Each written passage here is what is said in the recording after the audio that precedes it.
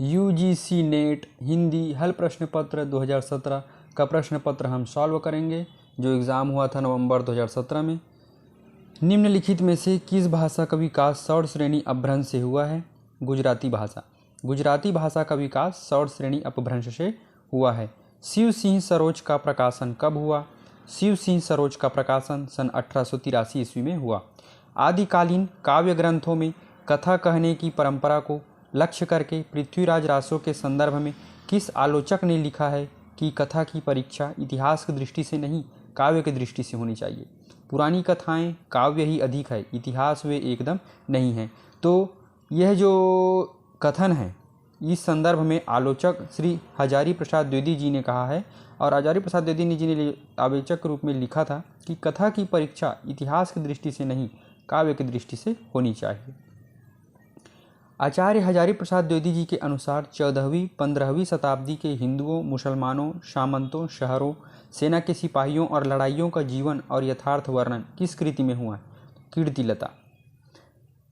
शगु नहीं अगु नहीं नहीं कछु भेदा, इस तथ्य को तुलसीदास ने किसके द्वारा कहलवाया है? तो यह जो तथ्य है इसको तुलसीदास जी ने शिव के द्वारा कहलवाया है। वल्लभाचार्य की मृत्यु के बाद किसने कहा था पुष्टि मार्ग का जहाज जात है, सो जाको कछु लेना हो सो जो ले? विठल नाथ जी द्वारा कहा गया था कि पुष्टि मार्ग का जहाज जात है, सो जाको कछु लेना हो सो ले। सुरसागर में जगह जगह दृष्टिकूट वाले पद मिलते हैं, यह भी विद्यापति का अनुकरण है। सूरदास से संबंधित उक्त विचार आलोचक रामचंद्र शुक्ल जी हैं। है रथ पालकी गयंद गृहग्राम चारु, आखर लगाए लेत लाखन के श्यामा हो। यह उक्ति किस कवि की है? तो यह उक्ति पद्माकर जी की है। सावन आवन हेरी सखी, मन भावन आवन चोप बिसोखी, छाए कहू घन आनंद जान, साम हरि की ठौर लय भूलनि लेखी, बूंदी लगए सब आंग दगए, उल्टी गति आपने आपनी देखी, पौन सो जागति अगी, सुनी ही पै पानी ते लागति आँखिन देखी। इस सवैया में विरहनी नायिका की किस मन स्थिति का चित्रण है?